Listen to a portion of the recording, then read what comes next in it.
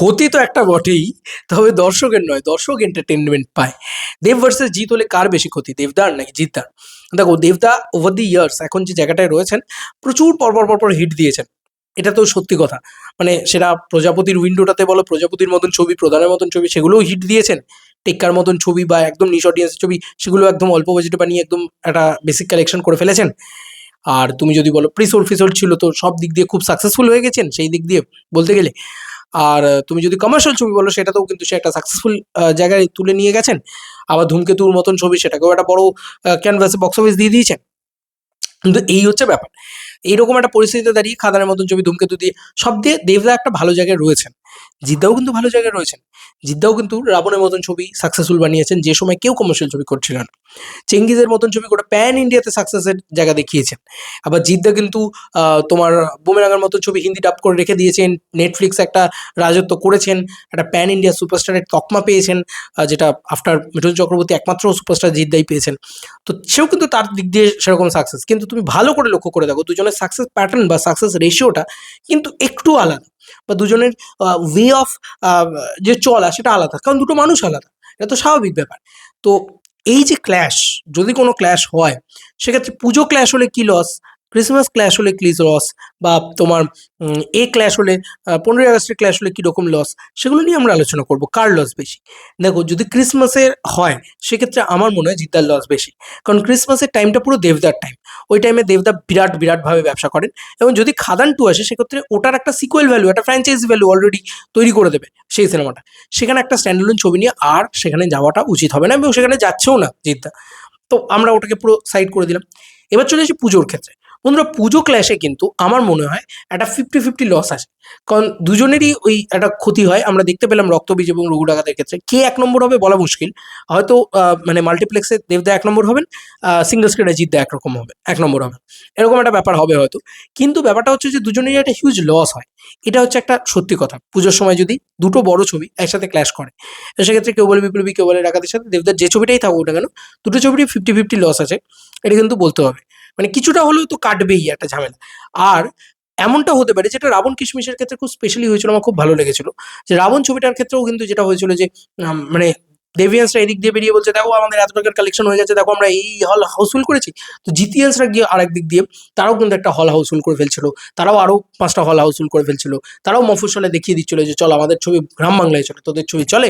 এরকম একটা ব্যান্টার করতে করতে কিন্তু দুটো ছবিরই কালেকশন খুব ভালো হয়ে গেছিল। তো এটা খুব ভালো দিক ছিল রাবণ এবং কিশমিশের ক্ষেত্রে। সেটা আমরা পুজোর সময় দেখতে পারি। মানে হয় একদম মানে একটা 50-50 লস, আদারওয়াইজ মানে 100-100 প্রফিট, এরকম একটা ব্যাপার। সব যা হবে একদম মানে সমান হবে। রাবণ কিশমিশের ক্ষেত্রে তুমি বলতে পারবে না কোনো ছবি বিরাট এগিয়ে গেছিল, কোনো ছবি বিরাট পিছিয়ে গেছিল। এই জায়গাটা তুমি বলতে পারবে না। যেটা তুমি অভিমান বা অভিমান আর জুলফিকারের ভিতরে তুমি যে ড্র লাইনটা করতে পারবে, যে না অভিমান খানিকটা পিছিয়ে ছিল, জুলফিকার অনেকটা এগিয়ে গেছিল। মাল্টি স্টারার ছবি, এটা তো মানতেই হবে। সেটাও একটা দেখার বিষয়, সেটা দেবদার একার ছবি ছিল না। তো তার আগে যে ক্ল্যাশগুলো হয়েছে আর কি, সেগুলোর ক্ষেত্রে এরকম এরকম ঘটনা ঘটেছে যে দেবদা খানিকটা এগিয়ে গিয়েছেন, জিদ্দা খানিকটা পিছিয়ে গিয়েছেন। এরকম একটা জিনিসপত্র কিন্তু দেখা গিয়েছে। বা জিদ্দা খানিকটা এগিয়ে গিয়েছেন, দেবদা খানিকটা পিছিয়ে গিয়েছেন। এই জিনিসটা কিন্তু আবার যদি তুমি ধরো গোলন্দাজ ভার্সেস বাজি, এই যে ক্ল্যাশটা আমরা দেখতে পেয়েছিলাম, সেই ক্ল্যাশে আমরা সবাই জানতাম যে বাজি ছবিটা কিন্তু একটা রিমেক ছবি। অনেকদিন ধরে সেট ম্যাক্সে দেয়, ঠিক আছে। এনটিআর এর ছবি, নানা গোপী মাথু, এগুলো সব আমরা জানতাম। যেহেতু শুধু আমরা জানতাম যে গোলন্দাজ একটা বড় বাজেটের ছবি, একটা অরিজিনাল ছবি, সেখান থেকে একটা গোলন্দাজের একটা হিউজ বক্স অফিস কালেকশন আসবে। এবং কোভিড ছিল সব মিলিয়ে, তো সব মিলিয়ে সেটা কিন্তু মানে হবেই, এটা কিন্তু ছিল। আর সেটা হয়েওছে, এটা হচ্ছে ব্যাপার। তো যাই হোক, এবার ফাইনালি যদি 15ই আগস্টে কেউ বলে বিপ্লবী, কেউ বলে ডাকাত আসে, এবং দেবদার কোনো একটা ছবি আসে, ক্লাস তো সেক্ষেত্রেও হবে। সেক্ষেত্রে কে এগিয়ে থাকবে? সেক্ষেত্রে কিন্তু জিদ্দা এগিয়ে থাকবে। ইয়েস, তোমরা হয়তো ভাবছো যে 15ই আগস্টে দেবদাকে কেন বলছো না? কারণ দেবদা যে ছবিটাই আনুক না কেন, আমি তো জানি না দেবদা কি জনারের ছবি নিয়ে আসছেন। জিদ্দারটা জানি কি জনারের ছবি, তার রয়্যাল রিভিল দেখে ফেলেছি, ইত্যাদি দেখে ফেলেছি। সেক্ষেত্রে দেবদার ছবিটা যদি ছোট বাজেটের ছবি হয়, দেবদার ছবিটা যদি প্যাট্রিয়টিজমের ছবি না হয়, সেক্ষেত্রে কিন্তু অনেকটা রিস্ক দেবদার ক্ষেত্রে থাকবে, যে সেই সিনেমাটা কিন্তু ওই মানে টাইমের জন্যে অ্যাপ্রোপ্রিয়েট না হওয়ার জন্য জিদ্দার ছবিটাকে মানুষ একটু বেশি বেছে নেবে। এবার যদি ছোট ছবি হয় সেক্ষেত্রে জিদ্দার ছবিটা সেলিব্রেটেড ছবি, সেই ছবিটাকে নিয়ে একটু সেলিব্রেশন করতে পারবে লোকে, সেই কারণে সেই ছবিটার দিকে আবার একটুখানি লোকে ঝুঁকে যাবে। তো এই দিকটা কিন্তু আছে। তো কখনো এর লস বেশি, কখনো ওর লস বেশি, কখনো দুজনের সমান সমান, কখনো আবার এই মানে যে টাইমে রিলিজ করবে আর কি, যেহেতু আলোচনা করছি শুধু কারণ এক্সাক্ট রিলিজ ডেট তো কেউ বলে বিপ্লবী কেউ বলে ডাকাতে লিখে দেওয়া হয়নি, এবং এক্সাক্ট রিলিজ ডেট দেবদাও জানিয়ে দেননি যে এই রিলিজ ডেটে এই সিনেমা আসবে। সেগুলো আমরা জানুয়ারি মাসের 2 তারিখের ভিতরে ডেফিনেটলি জেনে যাবো। আমার আমার তো তাই মনে হয়। তো এবার যদি 15ই আগস্টে দেবদার কোনো সিনেমা না আসে সেক্ষেত্রে অনেক বেশি সেফার জোন যে ভাই কেউ আসছে না, জিদ্দা একা ব্যবসা করবে, এটা হচ্ছে ব্যাপার। আর যদি দেবদা আসেও তাহলেও কিন্তু জিদ্দার অনেক বেনিফিট থাকছে, কারণ অনেক দিন ধরে, দীর্ঘদিন ধরে প্রতি মাসেই কিছু না কিছু তুমি দেখবে এই সিনেমাটার তরফ থেকে এসছে, একটা প্রমোশন লম্বা উইন্ডো ধরে হয়েছে।